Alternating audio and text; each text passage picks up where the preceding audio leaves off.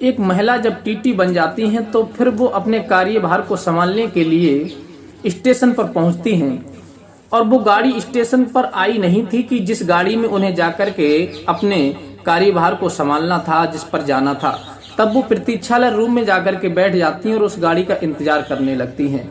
तभी वो काफी देर बैठती हैं, तब वो एक वहां के कर्मचारी से कहती हैं कि भैया यहाँ पर उस चाय वाले से जाकर के ये कह देना कि एक अच्छी सी बढ़िया चाय बना करके मुझे पहुंचा दें, क्योंकि मेरा सर दुख रहा है और चाय पीने के बाद तब तक गाड़ी आ जाएगी, फिर मैं उस पर चली जाऊंगी।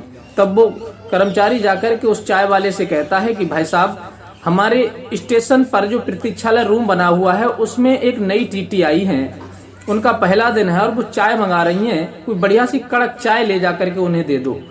वो व्यक्ति देर नहीं करता है क्योंकि उसका काम ही ये होता है चाय बेचने का। तो वो बढ़िया सी चाय बना करके उन मैडम के सामने जैसे ही पहुंचता है टीटी के, तो फिर उनकी सूरत को देख करके वो एकदम से हिचक जाता है, हक्का बक्का रह जाता है और आंखें उसकी खुली रह जाती हैं। और वो महिला टीटी जब उस चाय वाले को देखती हैं तो वो भी उसे देख करके परेशान हो जाती हैं और भावुक हो जाती हैं। वो एक दूसरे को इस कदर देख रहे थे जैसे कि मानो कि जी कोई घनिष्ठ रिलेशन में हो, कोई इनका घनिष्ठ रिश्ता हो, या फिर ये काफी दिन से एक दूसरे से बिछड़ चुके हों। इस अजीब नजरों से वो एक दूसरे को देख रहे थे लेकिन कुछ बोल नहीं पा रहे थे। आखिर उनका क्या रिश्ता निकला, क्या कहानी थी, ये पूरी सच्चाई इस वीडियो के माध्यम से जानने का प्रयास करेंगे। नमस्कार, प्रणाम, मैं हूँ रितेश कुमार। दरअसल आज की जो सच्ची कहानी मैं आपको सुनाने के लिए जा रहा हूँ, ये सच्ची कहानी बहुत ही भावुक करने वाली है और आप भी इस बात पर सोचने पर मजबूर हो जाएंगे कि आखिर एक व्यक्ति अपनी पत्नी के साथ ऐसा बर्ताव कैसे कर सकता है।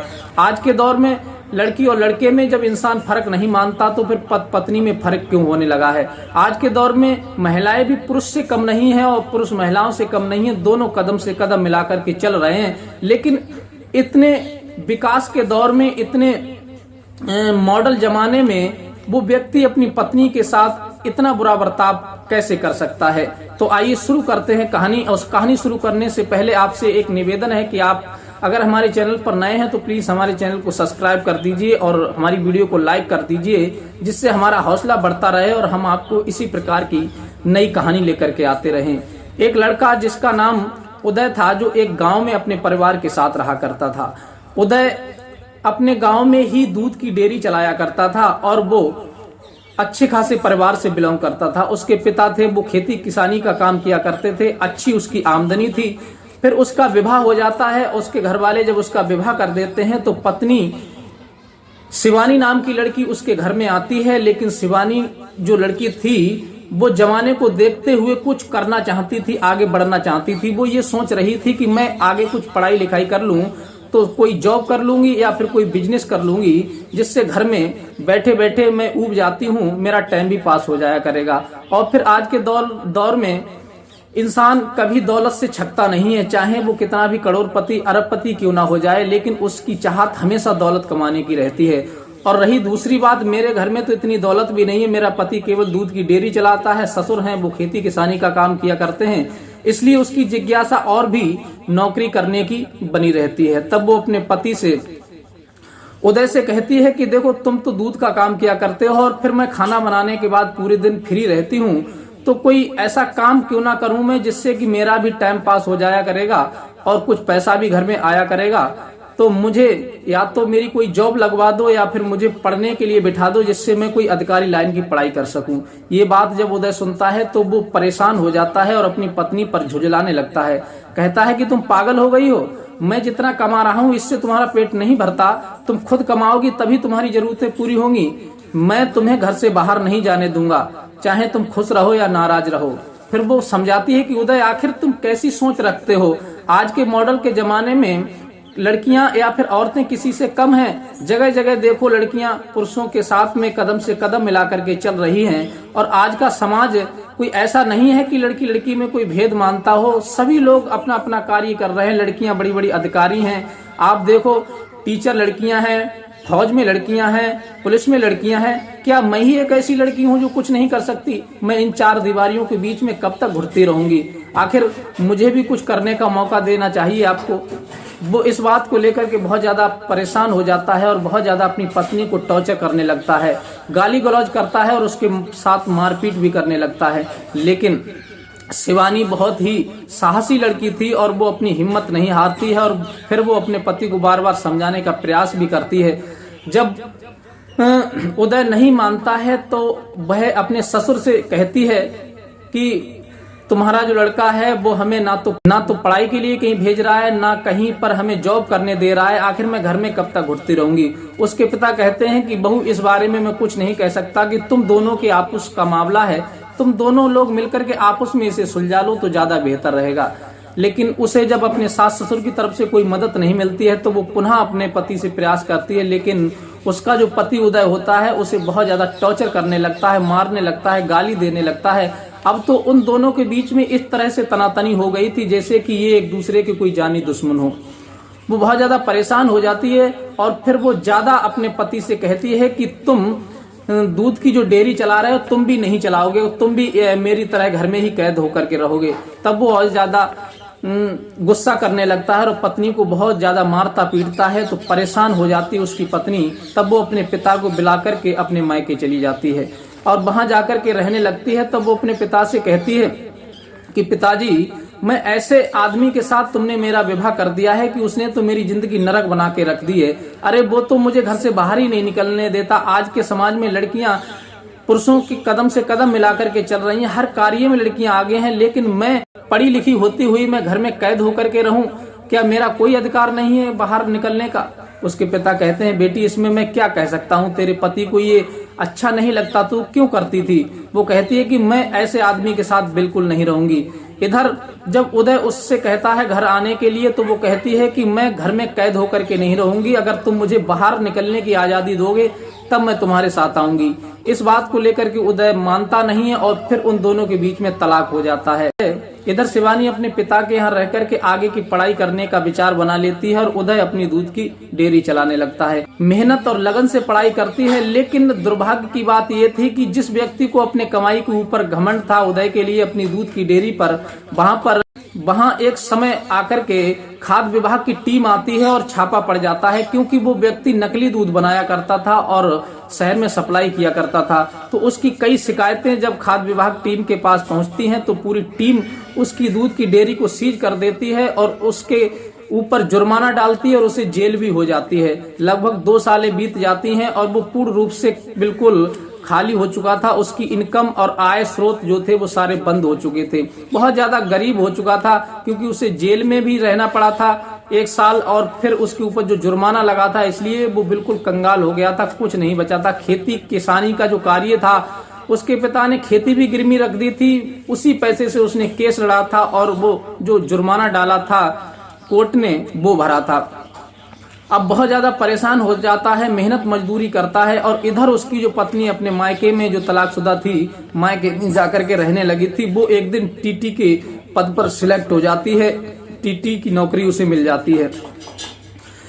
तभी उसका एक पड़ोसी होता है, वो रेलवे में कर्मचारी था, वो कहता है कि देखो भाई, तुम एक लाइसेंस बनवा लो और स्टेशन पर चल करके चाय का खोखा लगा लो, वेल्डर बन जाओ वहां के, और फिर वहां तुम्हारा खूब आइटम बिका करेगा और तुम अच्छी कमाई करोगे, इससे तुम्हारे परिवार का पालन पोषण होता रहेगा और फिर कमाई भी वहां पर बहुत अच्छी होती है। यह विचार करके वो रेलवे का जो कर्मचारी होता है वो उसकी मदद करता है उदय की, और फिर वो स्टेशन पर जाकर के ठेला लगाने लगता है, वो उसका लाइसेंस वगैरह बनवा देता है। इधर तो वो ठेला लगा रहा था, चाय बेच रहा था, ब्रेड पकौड़ा बेच रहा था। उन मैडम के लिए नौकरी मिल जाती है और वो टीटी बनकर के उसी स्टेशन पर आती हैं और वहीं से उन्हें गाड़ी पकड़नी थी जिस गाड़ी पर उन्हें टिकट चेक करने थे यात्रियों के। इधर वो आकर के प्रतीक्षालय रूम में बैठ जाती हैं और उसी गाड़ी का इंतजार करने लगती हैं जिस गाड़ी में उन्हें जाना होता है। तब वो एक कर्मचारी से कहती हैं कि भैया, वो सामने जो चाय वाला है उससे कह देना कि एक चाय बढ़िया सी बना करके मुझे भिजवा दे, मैं चाय को पीने के बाद ही कुछ विचार बनाऊंगी। तभी वो लड़का जाता है और उससे कहता है कि भैया, एक कड़क बढ़िया सी चाय बना करके, हमारे जो प्रतीक्षालय रूम है उसमें एक महिला टीटी बैठी हुई हैं, उनकी आज ही ज्वाइनिंग हुई है, वो अपनी गाड़ी का इंतजार कर रही हैं, प्लीज उन्हें एक चाय पहुंचा दो।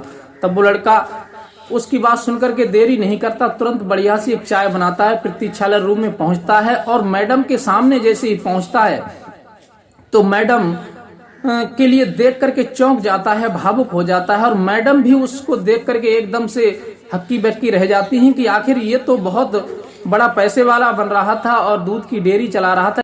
तब शिवानी अपने उसी तलाकशुदा पति से कहती हैं कि अरे उदय, तुम चाय बेचने लगे, आखिर तुम्हारी दूध की डेयरी कहाँ गई? तुम्हारा तो बड़ा इनकम का स्रोत था, बहुत अच्छा पैसा कमाते थे और तुम्हारा काम भी अच्छा चल रहा था, लेकिन वो दूध की डेयरी छोड़ करके यहाँ चाय क्यों बेचने लगे? अपनी पत्नी के मुख से ये बात सुनकर के उदय की आंखों में आंसू आ जाते हैं और वो कहने लगता है कि शिवानी, तुम्हारे जाने के बाद तो हमारी किस्मत ही बदल गई।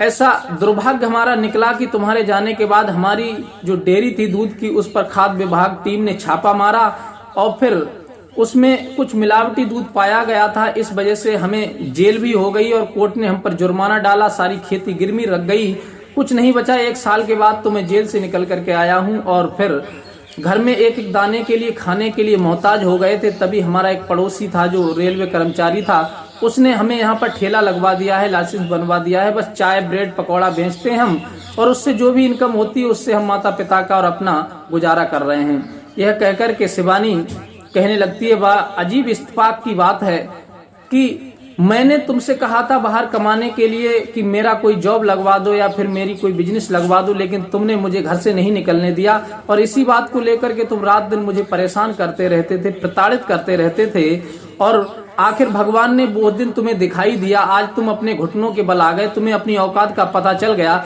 थोड़ा सा पैसा क्या कमा लेते थे तुम तो अपनी औकात ही भूल गए थे। मुझे 4 दीवारियों के बीच में कैद करके रखना चाहते थे और देखो तुम्हारे पास से जाने के बाद ये भगवान का एक इत्तेफाक, एक तोहफा होता है। इसी वजह से भगवान ने मुझे तुमसे अलग किया था, क्योंकि मेरी भावनाएं कुछ करने की थी, आगे बढ़ने की थी और देखो मैंने अपने पिता के यहाँ पढ़ाई लिखाई करके आज मैं एक टीटी के पद पर सिलेक्ट हो गई हूँ। ये बात सुनता है तो उदय हाथ जोड़ने लगता है, कहता है कि क्षमा कर देना, मैं उस समय अज्ञानता बस आपको कुछ करने नहीं दे रहा था। मुझे लग रहा था कि तुम मुझसे जब दूर रहोगी तो हो सकता है कि तुम बदल जाओ, मुझे छोड़ दो या फिर तुम्हारा अफेयर किसी से चलने लगे। बस ये मेरे दिमाग में बातें आती थी, क्योंकि अक्सर समाज में मैं देखा करता हूँ कि महिलाएं जब पति से दूर रहती हैं तो वो अन्य पुरुषों को तकने लगती हैं, उनके संबंध दूसरे पुरुषों से बन जाते हैं, फिर ससुराल वालों की इज्जत मिट्टी में मिल जाती है और फिर उनकी इज्जत दांव पर लग जाती है, फिर वो कहीं के नहीं रहते। इसलिए मैंने तुम्हें बाहर नहीं जाने दिया, लेकिन कोई ऐसी भावनाएं नहीं थी मेरी कि मैं तुम्हें प्रताड़ित करूं, परेशान करूं। इन बातों को कह करके वो बहुत ज्यादा रोने लगता है। फिर जब शिवानी उसकी इन बातों को सुनती है कि ये हमसे दूर नहीं रहना चाहता था, तब वो कहती है कि कोई बात नहीं, जो होता है सब भगवान अच्छे के लिए करता है।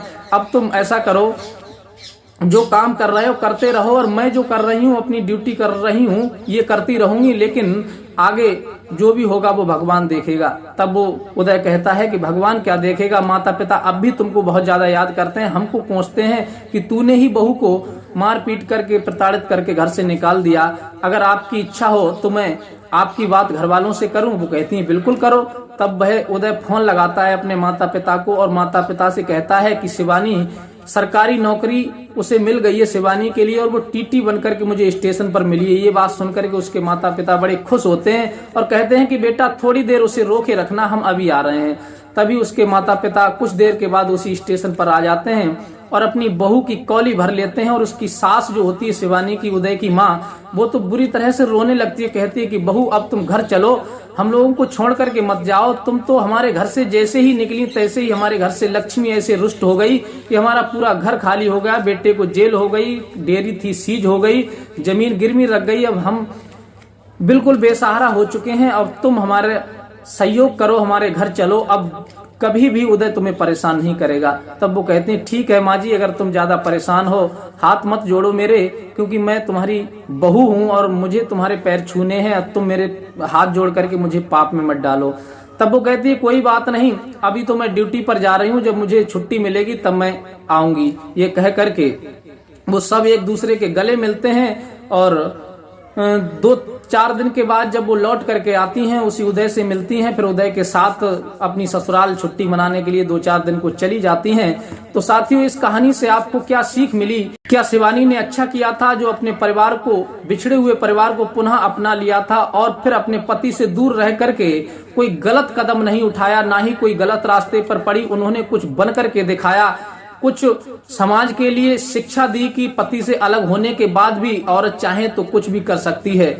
क्या ये वीडियो आपको अच्छी लगी? क्या उस शिवानी ने कुछ बन करके दिखाया, कुछ प्राप्त करके दिखाया? ये उसका हौसला रहा, ये उसका जज्बात अच्छा रहा या गलत रहा? आपकी जो भी राय हो, आप अपना विचार कमेंट में हमें लिख करके भेज सकते हैं। और अगर कहानी अच्छी लगी हो तो प्लीज हमारे चैनल को लाइक सब्सक्राइब कीजिए, अपने यार दोस्तों को भी शेयर कीजिए। और मिलते हैं इसी प्रकार की कोई नेक्स्ट ज्ञानवर्धक कहानी के साथ। तब तक के लिए दीजिए इजाजत। नमस्कार।